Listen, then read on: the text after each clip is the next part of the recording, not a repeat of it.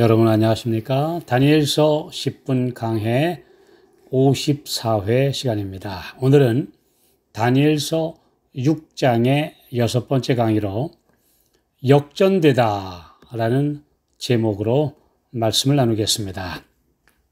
다니엘 6장 13절로 15절. 그들이 왕 앞에서 대답하여 가로되 왕이여 사로잡혀온 유다 자손 중에 그 다니엘이 왕과 왕의 어인이 찍힌 금령을 돌아보지 아니하고 하루 3번씩 기도하나이다. 왕이 이 말을 듣고 그로 인하여 심히 근심하여 다니엘을 구원하려고 마음을 쓰며 그를 건져내려고 힘을 다하여 해가 질 때까지 이르매 그 무리들이 또 모여 왕에게로 나와서 왕께 말씀하되 왕이여 메대와 바사의 규례를 아시거니와 왕의 세우신 금령과 법도는 변개하지 못할 것이니이다. 30일간 오직 왕에게만 기도하라는 왕의 칙령이 내린 상황에서도 다니엘의 신앙과 기도의 습관은 요지부동이었습니다. 그는 공개적으로 그의 신앙이 누구도 침범할 수 없는 영역임을 선언한 것입니다. 오늘날 자유민주 국가들에서 신앙의 자유 원칙은 헌법에 으뜸되는 기본 인권입니다. 이 법은 오직 한 사람 다니엘 총리를 잡기 위한 법이었고 그는 원수들의 계략대로 걸려들었습니다. 원수들은 쾌재를 부르며 그들이 권력 투쟁에서 승자가 되었다고 기고만장했을 것입니다. 그러나 다니엘이 체포되어 다리오 왕 앞에 끌려오자 왕은 깜짝 놀라 비로소 제 정신이 번쩍 들었습니다. 이 간신배들이 왕을 위한답시고 아첨했지만 사실은 이 제국에 충성된 원로 대신을 제거함이 그 목적이었음을 뒤늦게 깨달았으나 어찌할 도리가 없었습니다. 메데 페르시아의 법은 절대 변개할 수 없다는 헌법 조항 때문이었습니다. 왕은 비통한 마음으로 그러나 일말의 희망을 안고 다니엘 6장 16절 너의 항상 섬기는 네 하나님이 너를 구원하시리라고 말했습니다.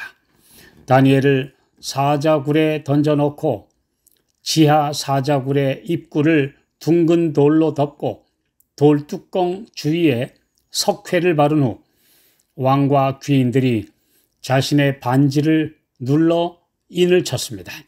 이런 인을 치는 조치는 왕의 입장에서 혹시 다니엘이 살아남을 경우 원수들이 또 다른 방법을 쓰지 못하도록 하기 위함이었고 원수들의 입장에서는 그날 밤 혹시 왕이 그를 몰래 구출할까 봐 방지하기 위함이었습니다.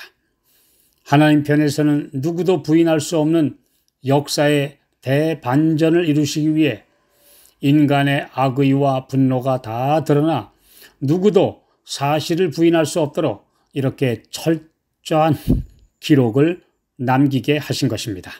다리오 왕은 그날 밤 잠을 이룰 수 없었습니다. 자신의 허영심 때문에 간신들의 함정에 빠진 어리석음에 통한을 금할 수 없었고 진실하고 충성된 총리를 극형에 처한 현실이 너무나 뼈저리게 아파왔기 때문입니다. 그날 밤 다니엘은 사자굴에서 확신과 기쁨으로 기도했고 왕은 침상에서 그가 가진 희미한 신에 대한 개념대로 안타까운 소원의 기도를 드렸습니다. 다니엘 6장 19절로 22절.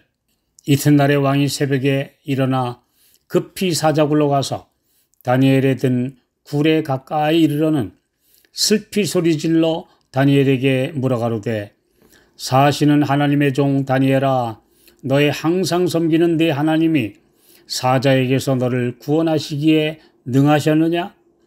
다니엘이 왕에게 고하되 왕이여 원컨대 왕은 만세수를 하옵소서. 내 하나님이 이미 그 천사를 보내어 사자들의 입을 봉하셨으므로 사자들이 나를 상해치 아니하였사오니 이는 나의 무죄함이 그 앞에 명백함이오며 또 왕이여 나는 왕의 앞에도 해를 끼치지 아니하였나이다. 사시는 하나님의 종, 너의 항상 섬기는 내 하나님. 이런 다리오 왕의 표현은 제3자가 다니엘의 신앙과 그의 삶을 정확하게 평가하는 최고의 찬사입니다.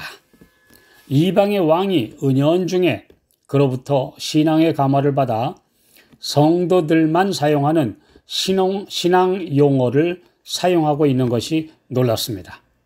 오늘날 성도들이 이웃과 비신앙인들에게 이런 평판을 받고 있는지 생각해 볼 필요가 있습니다. 시편 57편 4절 내 혼이 사자 중에 처하며 내가 불사르는 자 중에 누웠으니 곧 인생 중에라.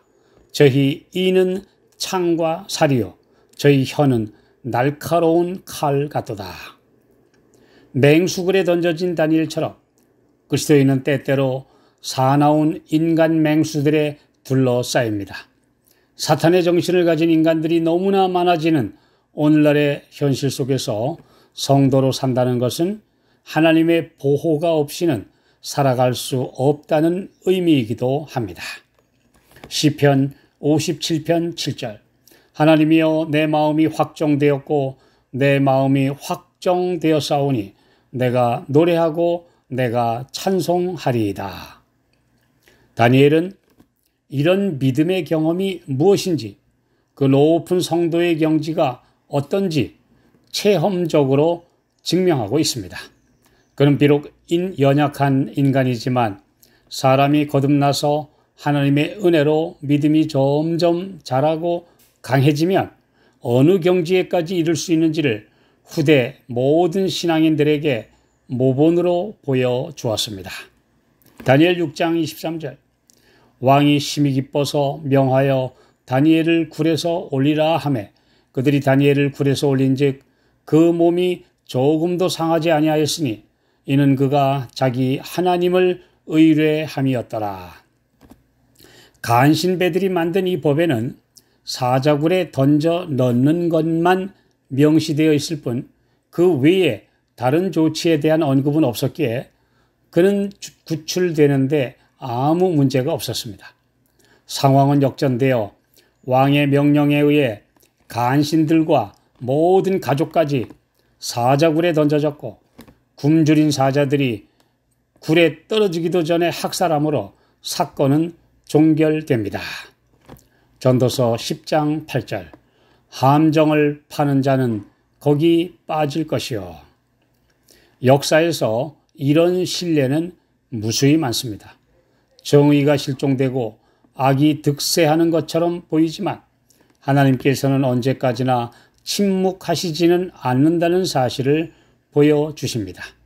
수십 년 후 다시 한번 간신 하만이 어리석은 아하수에로 왕을 움직여 유대 백성을 진멸하라는 칙령을 내렸지만 극적인 반전이 이루어진 사실을 우리는 잘 알고 있습니다.